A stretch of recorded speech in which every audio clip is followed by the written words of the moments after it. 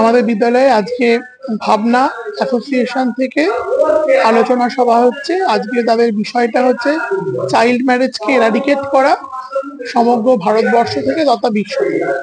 তাদের মূল বিষয়বস্তু আমাদের ছাত্রী এবং ছাত্র উভয়কে সচেতন করা যে চাইল্ড ম্যারেজ তার যে ব্যাড এফেক্ট সেই সম্পর্কে আজকে আলোচনার মূল বিষয়বস্তু।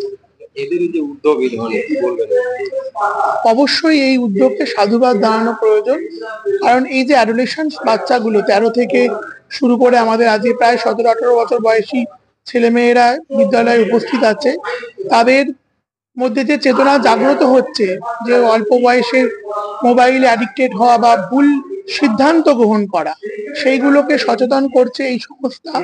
এটা সাধুবাদ। আমরা শর্টে হচ্ছে বাপু ভাবনা association for previous supplement. Last 25 বছর ধরে আমরা শিশুদের প্রোটেকশনের জন্য কাজ করে চলেছি। আজকের আমরা জাহাননগর হাই স্কুলে করছি, এরপরে আমরা চলে যাব বিদ্যানগর স্কুলে এবং তারপরে আমরা পার্সোনালি কথা বলবো এবং কেসের ব্যাপারে কিছু কথা বলবো, যেটা যাবো আমরা পূর্বস্থলী থানাতে। আমরা এই জেলাতে ধারাবাহিকভাবে আছে, আগামী কালও আছে, প্রতিদিনই করছি আমরা। সেটার মূল কারণ হচ্ছে যে এই মুহূর্তে আমরা চাই যে জেলা থেকে একদম চাইল্ড ম্যারেজ ফ্রি জেলা হয়ে যাক, সেই ভাব লড়াই করার জন্য আমরা এতটা পারছি। তার কারণে হচ্ছে যে আমাদের আমাদের জেলার, আমাদের গ্রামের, আমাদের ব্লকের মেয়েদের কম বয়সে বিয়ে হয়ে যাচ্ছে এবং তারা অকালে মা হচ্ছে, 18-র আগে আর্লি প্রেগনেন্সিতে চলে যাচ্ছে এবং তার ফলে তাদের জটিলতা তৈরি হচ্ছে, যেখানে মা এবং বাচ্চা দুটোরই মৃত্যু হওয়ার সম্ভাবনা প্রচুর থাকছে এবং মৃত্যু হচ্ছেও।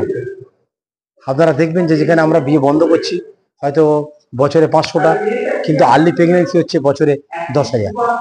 সেই জায়গা থেকে দাঁড়িয়ে আমাদের এই লড়াই, এখন এই লড়াইটা শুধু আমাদের লড়াই নেই, এটা আমার আপনার সবার লড়াই।